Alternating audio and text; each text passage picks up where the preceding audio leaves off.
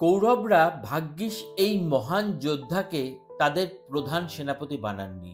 ভাগ্যিস পাণ্ডবরা এই মহান যোদ্ধাকে তাদের পরম শত্রু বানাননি। ভাগ্যিস এই যোদ্ধা মহাভারতের যুদ্ধে তার সম্পূর্ণ শক্তি প্রয়োগ করেননি। স্বয়ং শ্রীকৃষ্ণ এই কৌরব যোদ্ধার শক্তি সম্পর্কে সম্পূর্ণভাবে জ্ঞাত ছিলেন। এই জন্য তিনি পাণ্ডবদের এই যোদ্ধার থেকে দূরে থাকতে বলেছিলেন।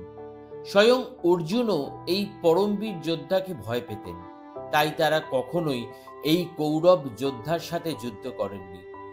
আসলে আজকে আমি তোমাদের যে কৌরব যোদ্ধার সম্পর্কে কথা বলতে চলেছি, তিনি ছিলেন মহাভারতের ঘুমন্ত সিংহ, যাকে জাগানোর শক্তি এবং সাহস না ছিল কৌরবদের মধ্যে আর না ছিল পাণ্ডবদের মধ্যে। পিতামহ ভীষ্ম, গুরু দ্রোণাচার্য এবং স্বয়ং শ্রীকৃষ্ণ এনার শক্তি সম্পর্কে ভীত ছিলেন। ভয়ঙ্কর আর ভয়াবহ দিব্যাস্ত্র সম্পর্কে জ্ঞান থাকা সত্ত্বেও এই যোদ্ধা তা প্রয়োগ করেননি। তাহলে শোনো সেই কাহিনী। মহাভারতের যুদ্ধে এমন এক সময় এসেছিল যখন দুর্যোধনের মনে হয়েছিল যে কৃপাচার্য এই যুদ্ধে কি করবেন। উনি তো একজন সাধারণ ব্রাহ্মণ, আর ওনার এই যুদ্ধতে কি আদৌ কোনো কাজ আছে? দুর্যোধন তার মনের এই প্রশ্নকে শান্ত করার জন্য পিতামহ ভীষ্মের কাছে পরামর্শ চান। তখন পিতামহ দুর্যোধনকে কৃপাচার্যের আসল সত্য সম্পর্কে বলেন, যা শোনার পর কৃপাচার্য সম্পর্কে দুর্যোধনের মনোভাব সম্পূর্ণ বদলে যায়। পিতামহ ভীষ্ম বলেন, সপ্ত ঋষির মধ্যে অন্যতম ঋষি গৌতমের নাতি এবং ঋষি শরদানের পুত্র কৃপাচার্য একজন দুজন নয়, একসাথে 60,000 মহারথীকে একাই হারানোর ক্ষমতা রাখেন। বৃদ্ধ অবস্থাতেও কৃপাচার্য মহারথীদেরও মহারথী, অর্থাৎ তিনিও তার পিতার মতন অনেক যুদ্ধবিদ্যায় পারদর্শী। কৃপাচার্যের জন্ম মহাদেবের পুত্র কার্তিকের মতোই 6 ভাগে হয়েছিল। উনি চাইলেই পাণ্ডব সেনাদের মধ্যে হাহাকার ফেলে দিতে পারতেন, কিন্তু কৃপাচার্য এটাও জানতেন ধর্ম পাণ্ডবদের পক্ষে ছিল। এজন্য তিনি তার সম্পূর্ণ শক্তি প্রয়োগ করেননি। বরুণাস্ত্র, আগ্নেয়াস্ত্র, ব্রহ্মাস্ত্র, নারায়ণাস্ত্র সম্পর্কে জ্ঞাত কৃপাচার্য কোনো সাধারণ ব্রাহ্মণ ছিলেন না, বরং তিনি ছিলেন ভগবান পরশুরাম এবং গুরু দ্রোণের সমান অস্ত্রশস্ত্র সম্পর্কে জ্ঞানী একজন মহাবীর যোদ্ধা ও পবিত্র ব্রাহ্মণ। কৃপাচার্যের এই সত্য জানার পর দুর্যোধন ভীষণ অবাক হয়ে যান এবং তিনি এই বীর ব্রাহ্মণ যোদ্ধাকে সাধারণ মনে করার জন্য লজ্জিত হন আর পিতামহ ভীষ্মের কাছে তার প্রশ্নের জন্য ক্ষমা চান। হস্তিনাপুরের কুলগুরু কৃপাচার্য অনেক ভয়াবহ অস্ত্র ছাড়াও প্রচুর ধর্মীয় জ্ঞান প্রাপ্ত করেছিলেন। রাজা শান্তনুর মৃত্যুর পর স্বয়ং পিতামহ ভীষ্ম কৃপাচার্যকে কুরুবংশের কুলগুরু বানিয়েছিলেন। কৃপাচার্য ধর্ম এবং নীতিশাস্ত্র সম্পর্কে বিদ্যমান ছিলেন। ধৃতরাষ্ট্রের সভাতে পিতামহ ভীষ্ম, বিদুর, গুরু দ্রোণাচার্যের মতোই কৃপাচার্য একটি বিশেষ স্থান গ্রহণ করেছিলেন। নিজের বিদ্যা এবং ধর্মনীতির উপর নির্ভর করে তিনি বহু বছর কুরুবংশের একজন পথপ্রদর্শক হিসাবে কাজ করেছিলেন। কৌরব এবং পাণ্ডব পুত্রদের প্রাথমিক শিক্ষা কৃপাচার্যই দিয়েছিলেন। পরে সকল ভাইরা মিলে গুরু দ্রোণাচার্যের আশ্রমে যান। কুলগুরু কৃপাচার্যের এক বোন ছিলেন যার নাম ছিল কৃপি, যার বিয়ে হয়েছিল দ্রোণাচার্যের সাথে। মহারথী অশ্বত্থামা গুরু দ্রোণ এবং কৃপির পুত্র ছিলেন। মহাভারতের আদি পর্বের 67 নম্বর অধ্যায় অনুসারে কৃপাচার্য রুদ্রগণের মধ্যে একজন অংশাবতার ছিলেন।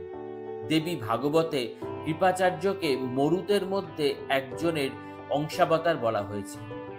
বিষ্ণু পুরাণের অংশ 3 অনুসারে পরবর্তীতে যে মন্থন হবে সেখানে তিনি মনুবান প্রলয় থেকে সকলকে রক্ষা করবেন এবং তিনি সপ্ত ঋষিদের মধ্যে একজন হিসাবে পরিচিত হবেন। কৃপাচার্যের পিতামহ মহর্ষি গৌতম সপ্ত ঋষিদের মধ্যে একজন ছিলেন। ঋগ্বেদের অনেক সূত্র আজও গৌতম ঋষির বিবাহ প্রজাপতি ব্রহ্মার মানস কন্যা অহল্যার সাথে হয়েছিল, যাকে পঞ্চকন্যাদের মধ্যে স্থান দেওয়া হয়েছে। এমনটা মনে করা হয় সেই সময় অহল্যার মতন সুন্দরী কন্যা একটাও ছিলেন না। অহল্যা সেই, যিনি শ্রীরামের চরণ স্পর্শে পাথর থেকে নারীতে রূপান্তরিত হয়েছিলেন। হনুমানজির মা অঞ্জনী ঋষি গৌতম আর অহল্যার কন্যা ছিলেন। জানা যায় একবার ঋষি গৌতমের গোহত্যার পাপ লেগেছিল। রাজস্থানের প্রতাপগড় জেলায় অবস্থিত গৌতমেশ্বর মহাদেব তীর্থতে উপস্থিত মন্দাকিনী কুম্ভ সম্পর্কে প্রচলিত আছে যে এই কুম্ভতে স্নান করার পরেই গৌতম ঋষি গোহত্যার পাপ থেকে মুক্তি পেয়েছিলেন। এরপর মহর্ষি গৌতম মহাদেবের আরাধনা করে একটি স্বয়ম্ভু শিবলিঙ্গের প্রকট করেছিলেন, যেটি আজও ওনার নামে অর্থাৎ গৌতমেশ্বর মহাদেব নামে পরিচিত। আবার কোনো কোনো ধর্মগ্রন্থে এটাও লেখা আছে যে ব্রহ্মগিরি পর্বতে মহর্ষি গৌতম তার স্ত্রী অহল্যাকে নিয়ে বাস করতেন।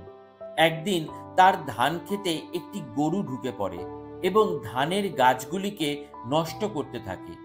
ঋষি গৌতম গরুটিকে তাড়ানোর জন্য সামান্য আঘাত করাতেই গরুটি পড়ে মারা যায়। এর ফলে তার উপর গোহত্যার পাপ লাগে। সেই পাপ থেকে মুক্তির জন্য তিনি মহাদেবের তপস্যা শুরু করেন। সেই তপস্যায় সন্তুষ্ট হয়ে মহাদেব প্রকট হন এবং মহর্ষি গৌতমকে বর চাইতে বলেন। মহর্ষি গৌতম সব ঘটনা খুলে বলেন এবং মহাদেবকে বলেন তিনি যেন অনুগ্রহ করে দেবী গঙ্গাকে সেই জায়গায় নিয়ে আসেন, যাতে গঙ্গার পবিত্র জলে স্নান করে তিনি গোহত্যার পাপ থেকে মুক্ত হতে পারেন। মহাদেব এরপর দেবী গঙ্গাকে সেই জায়গায় নিয়ে আসেন এবং মহর্ষি গৌতমও গঙ্গার পবিত্র জলে স্নান করে পাপ মুক্ত হন। গৌতম ঋষির পুত্রের নাম ছিল শারদ্দান, যার জন্ম বাণের সাথে হয়েছিল, কিন্তু ওনার বেদ পাঠের বিন্দুমাত্র ইচ্ছা ছিল না। তিনি ধনুর্বিদ্যায় বেশি আগ্রহী ছিলেন। শারদ্দান ধনুর্বিদ্যায় এতটাই পারদর্শী ছিলেন যে দেবরাজ ইন্দ্র পর্যন্ত তাকে ভয় পেতেন।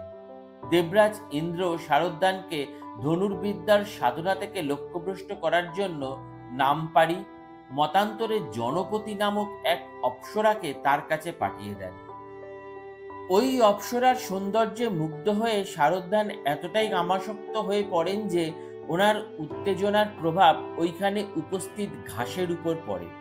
এরপর ওই ঘাসটি দুই ভাগে বিভক্ত হয়ে যায়, আর একটি থেকে কৃপা নামক বালক এবং একটি থেকে কৃপি নামক বালিকার উৎপত্তি হয়। কিন্তু এই দুই বালক বালিকাকে জঙ্গলে রেখে শারদ্দান চলে যায়। পিতামহ ভীষ্মের পিতা রাজা শান্তনু ওই দুটি বাচ্চাকে জঙ্গল থেকে হস্তিনাপুরে নিয়ে আসেন এবং তাদের পালন করতে শুরু করেন। ঋষি শারদ্দান ধ্যানের মাধ্যমে এটি দেখে নেন এবং তিনি গোপনে কৃপার কাছে এসে তাকে সেই বিদ্যা সম্পর্কে সমস্ত কিছু শিখিয়ে দেন। এইভাবে বালক কৃপাও নিজের পিতার মতন বীর এবং বিদ্বান হয়ে ওঠেন।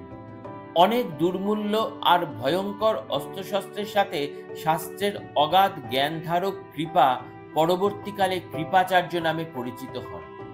তো বন্ধুরা, আজকের ভিডিওটি ব্যাস এই পর্যন্তই। যদি এই ধরনের অজানা ধার্মিক কাহিনী তোমাদের ভালো লাগে তাহলে লাইক এবং সাবস্ক্রাইব করে আমার পাশে থেকো, আর শেয়ার করে অন্যান্য সবাইকে এই ধরনের অজানা আধ্যাত্মিক কাহিনীগুলো জানতে সাহায্য করো। প্রণাম।